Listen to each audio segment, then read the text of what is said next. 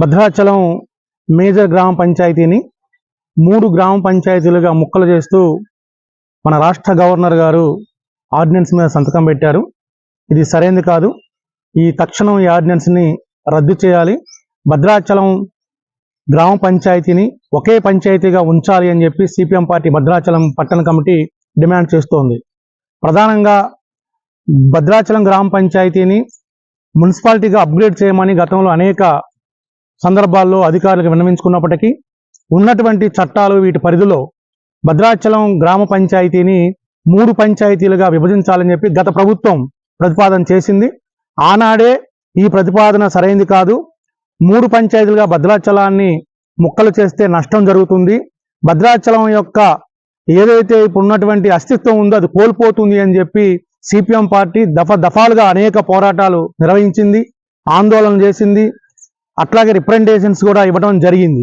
ఈ సందర్భంగా అసలు ఈ 3 గ్రామ పంచాయతీలుగా విభజన చేయటం సరైనది కాదు అనేటువంటి ఒక ఎజెండాని, ఒక సమస్యని రాజకీయ ఎజెండాగా మార్చింది సిపిఎం పార్టీ. అనివార్యంగా మొన్న జరిగినటువంటి అసెంబ్లీ ఎన్నికల్లో ఇప్పుడు అధికారంలోకి వచ్చినటువంటి కాంగ్రెస్ పార్టీ కానివ్వండి, ఆనాడు అధికారంలో ఉన్నటువంటి బీఆర్ఎస్ పార్టీ కానివ్వండి, అనివార్యంగా ఈ 2 రాజకీయ పార్టీలు కూడా భద్రాచలాన్ని మేము ఒకటే పంచాయతీగా ఉంచుతాము అని చెప్పి ఎన్నికల ప్రచారంలో చెప్పాల్సిన పరిస్థితికి సిపిఎం పార్టీ పోరాటాలు ఆనాడు ఆ ఎజెండాని మేము వేదిక మీద తీసుకురాగలిగాం. ఇప్పుడు ఆ 2 పార్టీలు కూడా ఖచ్చితంగా ఈ సమస్య మీద ఒక స్పష్టమైన వైఖరితోటి ముందుకు పోవాల్సిన అవసరం కూడా ఉంది. మేము ఒకటే చెప్తా ఉన్నాం, భద్రాచలం పట్టణంలో ఇప్పుడున్నటువంటి శ్రీ సీతారామచంద్ర స్వామి దేవస్థానం కానివ్వండి, ఈ ప్రాంతం కానివ్వండి ఎంతో ప్రసిద్ధికెక్కినటువంటి పరిస్థితి ఉంది. కాబట్టి ఖచ్చితంగా ఇది ఒకే పంచాయతీగా ఉంచడం ద్వారా మాత్రమే అభివృద్ధి చెందుద్ది. ఎందుకంటే ఒక పక్క చెత్త పోసుకోవడానికి స్థలం లేదు, శ్మశాన వాటికకు స్థలం లేదు, చాలా ఇబ్బందులు ఉన్నటువంటి ఈ పరిస్థితుల్లో